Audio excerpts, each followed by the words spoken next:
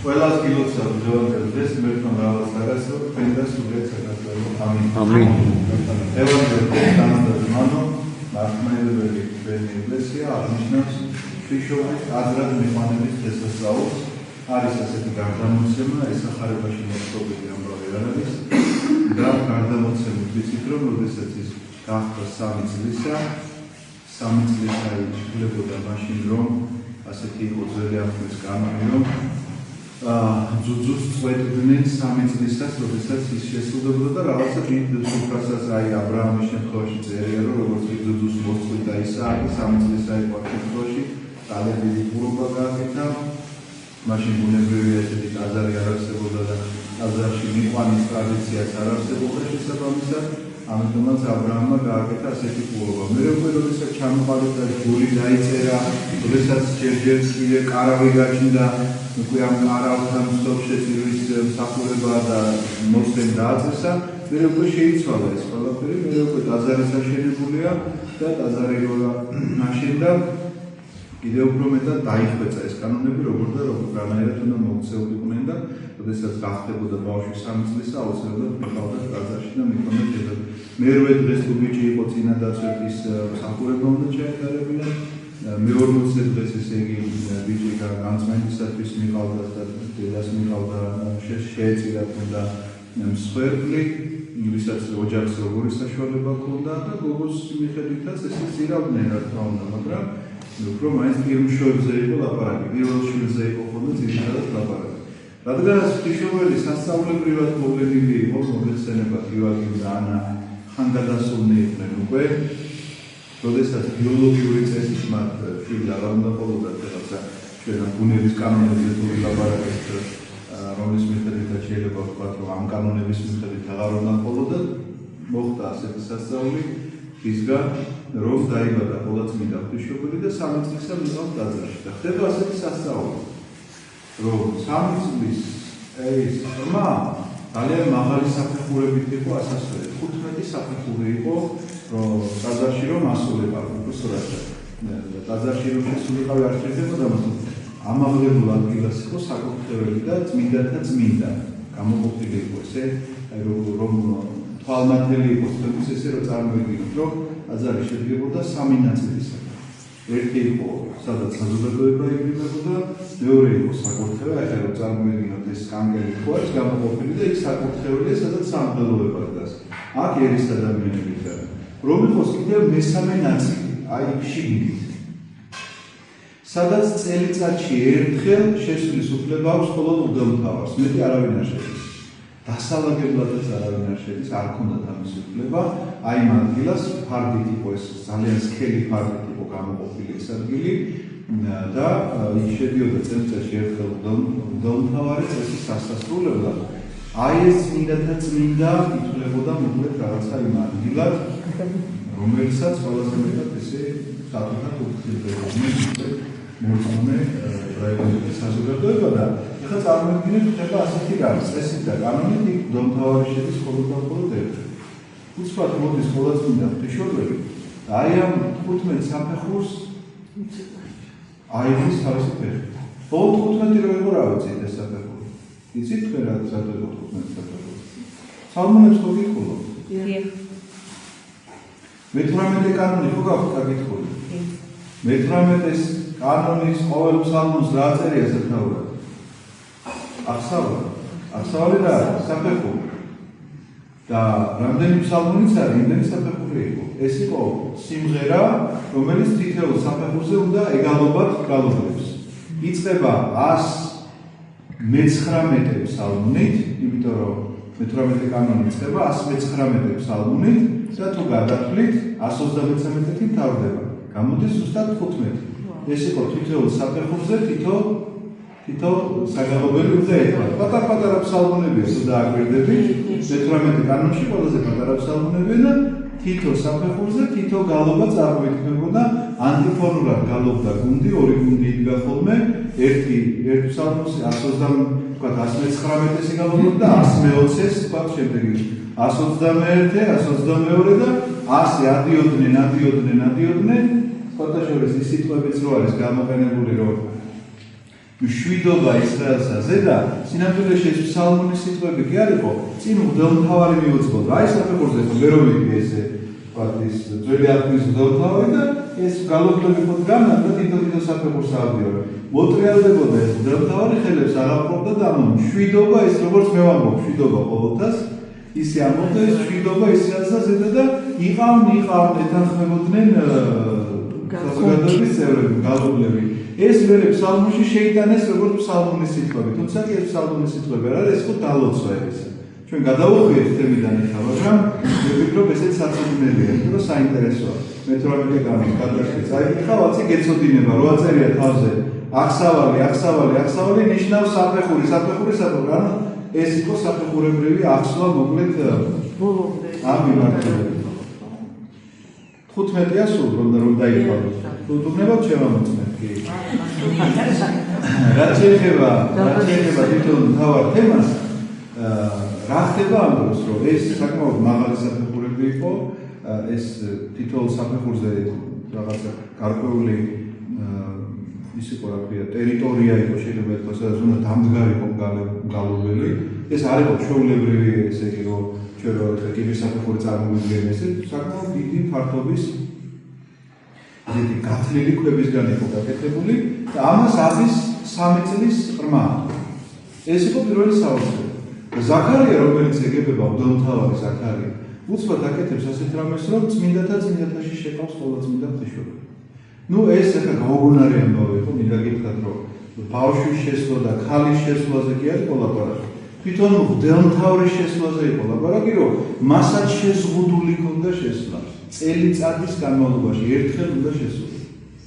მაგრამ ჩვენ უნდა დავინახოთ გარდა იმ ისტორიული მოვლენისა, რაღაცას რომ ხედავთ, რომ თქვათ რაღაცა ხდება, ამას აქვს რაღაცა თავისი სულიერი მხარე. და მithქვამს და კვლავ გავემეორებ, არსებობს ღვთისმეტყველების ისტორია და არსებობს ისტორიის ღვთისმეტყველება.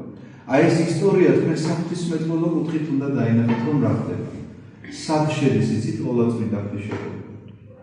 შედის იქ, სადაც უნდა ყოფილიყო, უკვე აღარ იყო, იმიტომ რომ ნაბუქოდონოსორის ტყვეობა, როდესაც მოხდა ისრაელთან განადგურდა, მაშინ წმინდათაში რაც ინახებოდა, ის იერემია წინასწარმეტყველმა დამარხა ერთ-ერთ ჭაში და არ იცოდნენ მისი ადგილსამყოფელი საკითხი. ამიტომ ტაძარი კი აღადგინეს, მაგრამ ის რაც უნდა მდგარიყო წმინდათაში არ იდგა.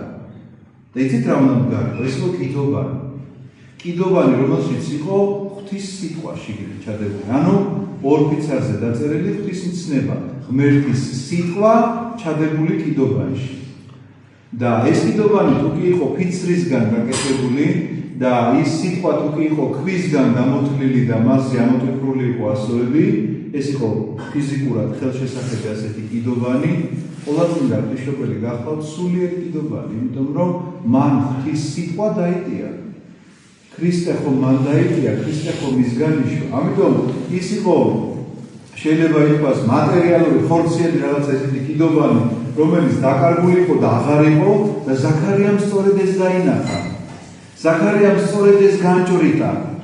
რაც ვერ დაინახეს ებრაელებმა და რის გამოც ზაქარიას სიკვდილით დაემუქრნენ და აღასრულეს კიდეც ეს საქმე, მინდა გითხრათ, რომ მან დაინახა ეს სულიერი მნიშვნელობა, რომ ის კიდობანი, რომელიც დაკარგულია, აღარანაირ საჭიროებას აღარ წარმოადგენს, იმიტომ რომ აი სულიერი კიდობანი, რომლისგანაც სიტყვა ღვთისა განხორციელდება, არა ის როგორც ყვაზე დაწერილი, რომელსაც კითხულობდნენ ადამიანები და ისე ირგებდნენ თავის ცხოვრებაზე, როგორც თვითონ სურდათ, არამედ სულიერი კიდობანი ნამდვილი გამოჩნდა, რომლისგანაც ღვთის სიტყვა იშვება და შეიყვანს ის წმინდათაში და ჩვენთვის ეს არა მარტო ვთქვათ ამ სულის დასანახად არის, არამედ არის კიდევ ერთი ძალიან მნიშვნელოვანი საკითხი, რომ ჩვენ ძალიან ხშირად მსგავს სიტუაციებში რაზე უნდა გვაფიქრებდეს, ვთქვათ, აი დღევანდელი დღესასწაული, საით უნდა გვივიწყებდეს, რაღაცა მიმართულებას საით გვაძლევდეს, რომ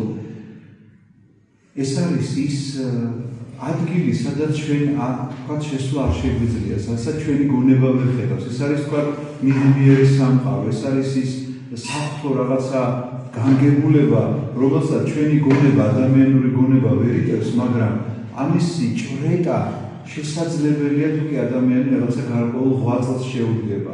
მეტნაკლები, რა თქმა უნდა, მეტნაკლები იქნება ამ ჭრეტის შესაძლებლობა, იმიტომ რომ ვიღაცამ შეიძლება ამ წმინდათაში შეაღწიოს, მხოლოდ გარედან შეიხედოს და ვიღაცა შევიდეს შიგნით მართლაც და მართლაც ისე როგორც ყველა წმინდა ღვთისმშობელი შიგნით აღმოჩნდა ამ შემთხვევაში ყოველგვარი გარეშე 3 წლის ხმაწვილი, იმიტომ რომ აი ეს სულიერი თვალი მასში უკვე არსებობდა პატარა ბავშვობიდან, იმიტომ რომ ესეც უნდა იცოდეთ, რომ იმიტომ კი არა რომ ღმერთმა ესე განაგორვა ეს აუცილებლად ამ ადამიანში ესე უნდა ყოფილიყო, იმიტომ რომ არჩევანი თვითონ ამ ადამიანმა ასეთი გააკეთა, ესეც უნდა იცოდეთ. ამიტომაც ჩვენთვის ეს ძალიან მნიშვნელოვანი უნდა იყოს, რომ ჩვენი სული უნდა იქცეს მჭვრეტელად. ჩვენ უნდა სულიერი თვალი შევიძინოთ, რომელიც აი წმინდათაში იხედება. არა პირდაპირ მნიშვნელობით რომ თქვენ თქვათ აქ საკურთხეველში დაინახავთ ღვთები რა მსახურებას აღასრულებს. არამედ იმ სულიერ საკურთხეველში, იმ სულიერ საფრთხო წიაღში უნდა ცდილობდეს ადამიანის შეღწევას. და ამ შეღწევის ერთადერთი გზა არსებობს. ერთადერთი გზა ეს არის სიმდაბლე. ამ შეღწევისთვის ამ სიმდაბლეს ეხმარება სინანული. თუ კი გაქვს სინანული, მაშინ იძენ სიმდაბლეს. ეს ასეა, სხვაგვარად შეუძლებელია, იმიტომ რომ თუ კი შენს ცოდვებს ნანო, შეუძლებელია რომ სიმდაბლე არ შეინარჩუნო და არ თქვა რომ ეხლა მე ვიღაცას ჯობი ვარ, მონანული ადამიანი ამას არასდროს არ ეთქოს. მონანულ ადამიანს არასდროს არ გაუჩნდება განცდა იმისა, რომ მე კი ახლა ასეთი დაცემულობა, ასეთ ცოდვაში ვარ, მაგრამ ვიღაცაზე წინ მაინც ვდგავარ. არასდროს მსგავსი აზრი არ მოვა მას თავში. ფოტოშოპის დღეს რაღაც მეგობარმა ერთი წიგნი მაჩუქა მარკოს მონაზონის კანონებია და პირველივე გვერდზე რაც წავიკითხე, ისე მენიშნა, აი მეგონა რომ ჩემთვის დაწერეს მეთქი ეს წიგნი, რომ წმინდა წერილის კითხვა მოგეხსენება თქვენ მე მიყვარს და ამ წმინდა წერილისო კითხვის დროსო თუგიო სამხილებელი რამეს აღმოაჩინო, ეს სხვისთვის სამხილებელი კი უნდა აღმოაჩინო, საკუთარი თავისთვის უნდა აღმოაჩინო, რომ სულ საკუთარ თავს ხედავდეო იქ, რომ რაღაცა თქვა ასე არ უნდა ყოფილიყო თუ ისე უნდა ყოფილიყო. ანუ ეს სხვაზე მიმართული არ უნდა იყოს, როგორც აი ზიარების წინამორბედებში აბსოლუტი უყალო ამბარტამლებით და ორმოცელობით და ასე შემდგომ ჩამონათვალი რო არის ეს ყველაფერი, გონია რომ ეს ვინც დაწერა ის როცა იმან ცოდა თორემ კი არა. ასეთი მდგომარეობა არის, რომ ამ სულიერ ჭრეტაში თუ კი ვინმეს უნდა შეიხედოს წმინდათაში, ისევე როგორც ყველა წმინდა ღვთისმშობელი გამოჩნდა, აუცილებელია სინანული, აუცილებელია სიმდაბლე, აუცილებელია და ამ გზის მოპოვებისთვის სხვაგვარად შეუძლებელია, რომ ადამიანი ცხოვრობდეს იმ ცნებებით, რომელიც ცნებითაც შენ ღმერთი გელაპარაკება და არა ისე, როგორც შენ გაწყობს და როგორც შენ შეგიძლია მოირგო ეს ყველაფერი საშენოდ და სათავისოდ ადამიანმა ზოგადად და მე ამით ამბობდეს, რომ არა ბატონო, ესე ყოფილა და გამოიგონებს რაღაც ახალს, რაც არც დაწერილა, არც მამებს ვთქვამთ, არც წერილშია და მოკლედ გვაქვს ამისი თანამედროვეობაში ძალიან დიდი პრობლემა ამისი, რომ ყველა ადამიანი ცდილობს სათავისოდ მოიგოს. წერილიც, მამათა სწავლაც და ასე შემდგომ და ასე შემდგომ. ასე ვერ შევიხედავთ ჩვენ წმინდათაში. შევიხედავთ სიმდაბლით და მორჩილებით. ამინ. გვერდმა დაგმოცეთ. გაგახაროთ თქვენთან არც მე. ახლა რა გაგიხართ კიდევ ერთი რამ, რაც შეეხება თვითონ მიმართებას, ზიარებასთან, პირველ ლოცვასთან და ასე შემდეგ.